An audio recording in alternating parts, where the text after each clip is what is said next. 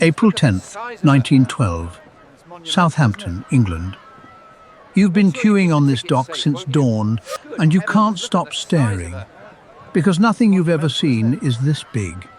4 funnels, a hull like a black cliff. In your pocket, £7 worth of ticket.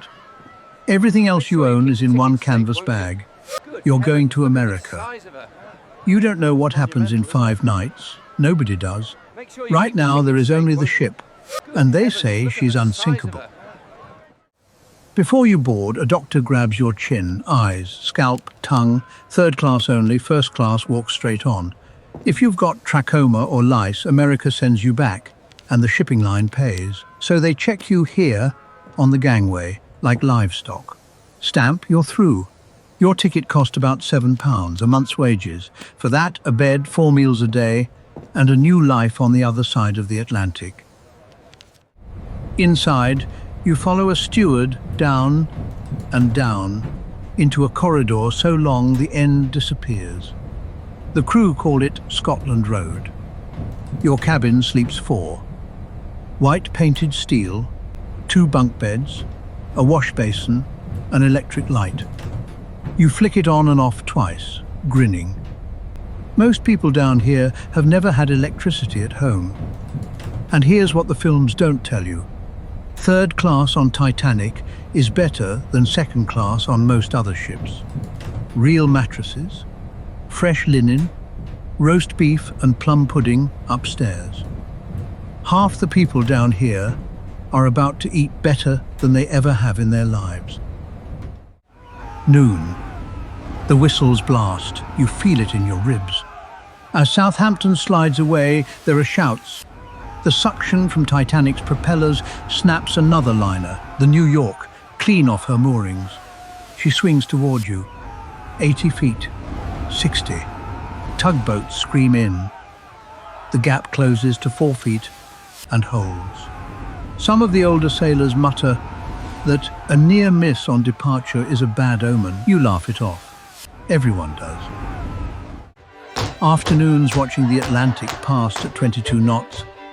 And every night in the general room, a fiddle, a piano, Irish reels, Swedish folk songs, everyone teaching everyone else the steps.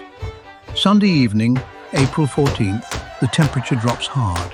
The stewards say we've entered ice waters. The ship doesn't slow down, you go to bed around 10. 3 decks above you, 2 lookouts squint into a freezing, moonless night. Their binoculars are missing, locked in a cabinet nobody has the key for. You wake because the engines stop. Not the collision, you barely felt that. A long shudder, like the ship dragging over gravel. It's the silence that wakes you. In the corridor, men are joking. Someone kicks a chunk of ice down Scotland Road like a football. A steward says, there's nothing to worry about. 30 feet below you, the sea is pouring into 6 compartments. The ship can survive 4. The mathematics of the rest of your life have already been decided. You just don't know it yet.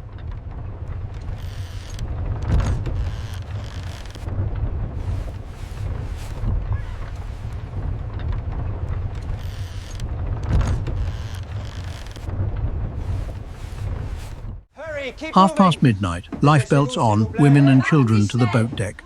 But you're at the bottom of the ship, and the boat deck is 7 decks up, through a maze built to keep steerage and 1st class apart. Some stewards guide their passengers up, others tell people to wait. Many simply can't find the way. You don't wait, you follow the cold air. When you push out onto the boat deck, the tilt of the floor tells you everything. Rockets burst white overhead. The band is still playing. There are 20 lifeboats. You do the maths on the crowd around you. Enough for barely half. What happens to you next depends on almost nothing you can control. A woman or a child who got up here in time, you likely live. A man from 3rd class, about a 1 in 6 chance. Not because anyone declared it, because of where your cabin was, which staircase you found, which officer loaded your side of the ship. At 2:17, the lights the engineers kept burning to the very end finally die. The stern rises black against the stars.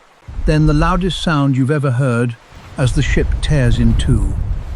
At 20:20 in the morning, Titanic is gone. Around you in the water, hundreds of voices. By 3 o'clock, almost none. One lifeboat, just one, rows back. At 4 a.m., a ship called Carpathia arrives, having raced through the same ice field for 4 hours. She takes aboard 706 survivors. 2,224 had sailed. If you survived, you arrive in New York with nothing. And here's what you couldn't know. Back on that dock in Southampton, your ship would change the world. Lifeboats for every soul on board. By law, radio watches around the clock, an ice patrol that still exists today, 114 years later. This is Whenabouts. Every detail in this story, the £7 ticket, the ice kicked down Scotland Road, the missing binoculars, comes from survivor testimony and the official inquiries. Sources are in the description. Where and when should you wake up next? Tell us in the comments. And subscribe so history doesn't happen without you.